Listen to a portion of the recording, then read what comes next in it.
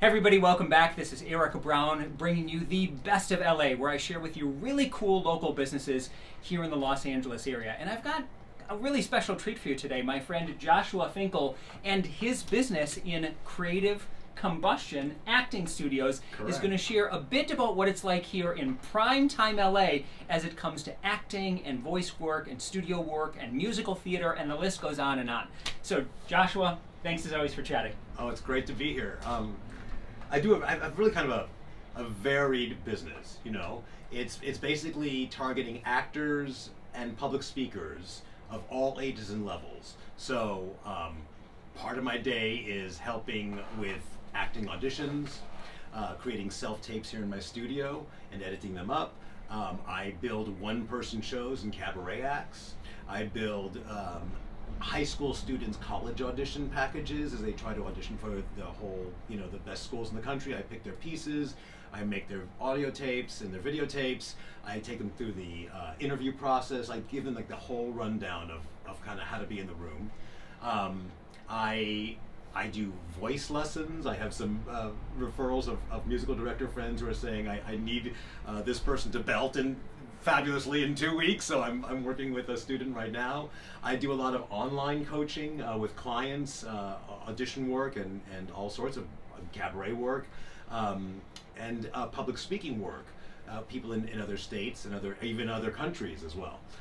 So it's a pretty varied studio, which keeps me stimulated. I do a lot of different things, which is great. So I'm always so curious, especially here in Hollywood, the land of the action star. We're always so intrigued in someone's origin story. Right. So you've got this business that obviously, as you just mentioned, has this breadth of diversity in the clientele that you work with. How did that all get started? Well, I guess it's sort of, your parents always say, find something to fall back on, right? Sure. So I went from my undergraduate degree at UC Irvine in theater, and I had musical theater training there as well. And my fallback was to go to get my MFA from the University of Wisconsin-Milwaukee, and now that turned into the Delaware program, which is in classical theater. So I thought if I really do kind of an intensive deep dive in all the speech, dialect work, and Shakespeare, Shaw, all that language, which was an amazing program, I would sort of round out my training in one aspect, and the MFA in itself gives you the platform to teach college. So that was like, well, I can go into academia, which I am. I'm a senior adjunct professor at California Lutheran University in theater and musical theater, and I teach beginning acting to non-majors, so I get them much better in their public speaking, their speech making, their connection, their emotional connection in interviews, and how to apply all of that stuff to real life. I work with the majors in stage speech, musical theater, tap dancing, Shakespeare. So it's kind of a fun way to bring the student body along. And there's my fallback, right? I actually am teaching college as well as my private studio, and I'm a director as well. I direct theater, musical theater, and film. And then I'm a performer. I have a lot of performers this month. I was going to say, you not only have studied it, but you've also lived it. You had mentioned your 8 years on Broadway, being on 6 different continents, all of these things. Maybe touch on, because people are always interested, well, why do I want to learn from this guy or this person? So tell a bit about your experience level and why someone would want to come to you. Sure. I guess it's because of,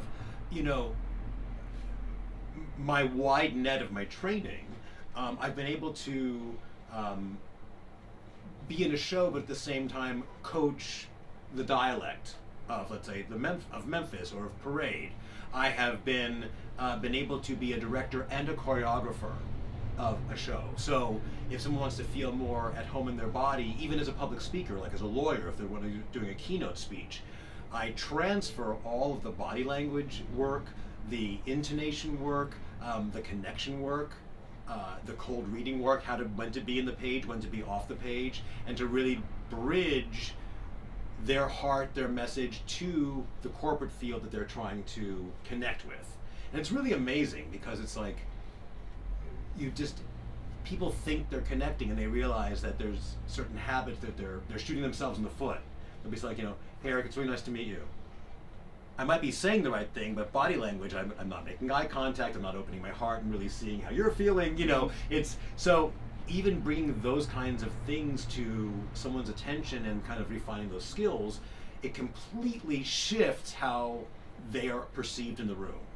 So that works on so many different levels, be it an actor auditioning, be it how to be a panicked actor mover at a dance audition, like how to be a dancer even though you're inside going, I'm not really a dancer. How do I fake it till I make it? Things like that. And certainly as a public speaker, how to really become, a powerhouse in your work. And also that has to do even with vocal production, which connects to, singing lessons and voice work and diction work. So it all kind of comes together in a lot of different ways from a lot of different backgrounds. So I find that it's been really fun to take that person's challenge, whatever it is, and apply this wide berth of Broadway training, film training, dialect training, dance training, musical theater training, vocal training, diction training, to whatever that person needs. Have you found with all of these different categories of people that could utilize your services over the course of the past several years, that we've gone through so many changes, societally, globally, etc. Right. Have you found that there's anything in the business that has trended, that has changed, that's really evolved, that you're finding is now on the forefront that didn't used to be, etc.? I would say two things are bad habits that I'm trying to correct. So I think some stuff that's trending, and I would say in the wrong way, is thinking that like screaming is singing, or I'm not going to really put my emphasis on the breath and it's all going to come from my throat, because so many producers are here for the short term. They're like, oh, you can make that sound, you look the part, you're in. But that person isn't really ready to do this, and then they kind of blow their voice out in 2 months. They go, oh, thanks, next, you look great. So that producer doesn't care about the stamina of that performer. They're just ready for the turnover and keeping the money going. So a lot of people, think that, filters on TikTok is what people really look like, and how can I ever look like that? It's like, that person doesn't look like that. Or if people listen to an engineered cast recording and think, that's what that person acoustically sounds like in the room, and they don't. It's been, kind of orchestrated. So understanding that difference and not trying to find any way you can to match that sound by just scream your face off or whatever. It's like, that's actually not what they're doing. And how do you kind of reverse that trend? So I would say, give people like a really healthy foundation for a long sustained career with stamina and results. So I'd say that's one thing, is correcting some of the vocal training, and even some of the diction, the clarity. Like I'm a big advocate of, like, let's bring back the medial T. It's not important. Button. Press the button. It's like, press the button. It's important. Right. Okay. So it's just like, because also so much work has moved online, right? So audiobooks, huge market. Of course. Do it myself. And again, if you listen to understanding mic technique, understanding vocal interplay, intonation, if you close your eyes, are you still getting the story, from that person's voice as a storyteller? Sure. So there's a lot of stuff that I think people just need to be aware of and invest in that craft. So that's kind of what I do as well. It's so interesting, the things that you touch on, a couple of those key points. I think of a sports analogy of basic blocking and tackling. Like, it still comes down to a lot of times the fundamentals that get carried away that aren't utilized as much, and those fundamentals will carry a performance longevity-wise. I find that the same thing applies to real estate as well. As long as you're doing the basics really well and consistently for a long time, you can carve out a really great, whatever, success story, niche, career, etc. Right. And I guess also from my years of doing it myself, like, I'm not speaking from someone who's just sort of been, entrenched in academia their whole life and has never actually been in the trenches and dealing with the conflict of opening night and this bottom fell out. Like, how are you going to save it? What do you do? How do you fix it? Yeah. And getting to impart that kind of knowledge and those tricks from my own challenges. Like, when did I lose my voice? How did I fix it?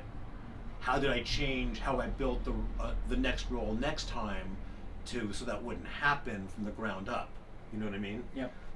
So that's what I try to also give as groundbreaking and sort of building tools for all my clients, depending what they're studying. Well, and you talked about something as a shift in topic, but you talked about something off camera that I was really interested in as well, and where you see, not just with trends, but where do you see your business going as we move forward? So what are some of the things that you're looking at implementing, or goals that you have for creative combustion? Right. I would say, well, I think the story I shared with you was, I once coached a student who came to me through a referral to build his college audition package. He had to build 2 monologues for this college he was auditioning for, a classical monologue and a contemporary one. But he had, slovenly diction just because he'd never really done it before. So we were speaking Shakespeare, we got to get some precision going, things like that. So I gave him a diction exercise that I made up for myself as a way to kind of get your mouth and everything activated, and it was get athletic in your mouth, but to really intone every possible sound in that symphony that's available to you, right? And he Facebooked me and said, I now teach high school, and he sent me a picture of his cast before their final performance of 25th anniversary of Putnam County Spelling Bee. They were all standing in a circle, and they all had T-shirts that they had made, and they gave him one that said, "I'm athletic in my mouth." He had passed my thing on to them. They're all having it. So I would say that sort of legacy, that sort of built-in, ripple effect legacy, is one thing that's my goal, and it's been working. Mm-hmm. I would say that continuing to be able to spread the message in traveling workshops or online workshops where I can cast as wide of a net, or, as I said, working with business professionals on public speaking. I'm working with a colleague that I met. I was an award winner in Vegas at the Law 2.0 conference, and I met some other people at that conference. One of them has a business where he trains lawyers and helps them with their online presence and their actual moving up the Google results and all that stuff. And he brought me in to help train the different levels of employees at their business. So when we have an intake, a client calls, from the person that picks up the phone, like the receptionist, all the way through, getting through everybody to the lawyer to the end and closing the deal, everybody has a fantastic online on-phone persona. They have an amazing how to be online on Zoom and have a great persona, choosing your background, what do you wear, where's your eye contact, where's your body language. And so every single person that we're training kind of systemically an entire corporation or an entire business to maximize their effectiveness, not only online, but when the person actually calls, they can close the deal. Yeah. So it's amazing. Well, and you mentioned, one thing that I was so interested in is now that we've got this push with modern technology, with more conversations can happen globally on a Zoom or an online platform, right. Or you had talked about the variety of master classes that you're making. So with technology, what type of things have also expanded for you? I would say yes. I would say, like, for example, during the pandemic, the American College Theater Festival, which I think was all online. So I think people were everywhere. I think it wasn't anywhere, But I did 2 of my master classes, one about rock singing, how to sing rock safely, and one about jazz. 2 different singers, different voice teachers. They were all online as part of the festival. And we had a fantastic class. So I think it's that sort of global spread where you can still affect somebody, but not necessarily having to be in the same room. But that's not to say, because I'm very much hands-on. Like, I'll be like, here, feel my breathing here. Touch my throat here. Okay, let me touch your back. Okay, try it again. Feel my back. So it's like, because I found that was a whole, blowout of understanding and comprehension for myself. Sure. Because you can talk about something, you can conceptualize something, you can speak in images, you can speak in concepts. And for years I thought, oh, I'm doing what you're saying. And then I started to I had a different teacher which I could actually do some hands-on. I went, oh, that doesn't feel like me. Oh, now I kind of know what to feel. Fascinating. So that kinetic experience I find to be invaluable when it comes to things that are, especially with breath and with voice and with relaxation and things like that and resonance. I feel that's very, very important. There are a lot of things that you can do technically and simply through visual connection through like Zoom and not be in the same room. Yeah. But when it comes to something like singing technique or whatever, I find, or breath work, I find it's really good to be in the same room to actually like check in and experience and tangibly feel the difference. That actually might be a perfect answer to my last question, but I'm going to put you on the spot. Okay. So, as always, everyone that is watching this, if you have additional questions, you have needs, you can imagine all of the litany of services that we've talked about. If you'd like to connect with Joshua, all of his contact information is here on screen. Happy to have you touch base with him at any point. I always love to ask, and not to put you on the spot, but a question that you might want to hear, or the viewing audience, you think it's great for them to be able to know as a wrap-up. And when I say I think it was perfect to be able to think about how physical performance is and being able to tangibly have someone there that you can hear, touch, smell, sound, all of the above, right? But if you've got one other like great nugget or point that you think people would want to know, any of these services that you could use for you, what might that thing be?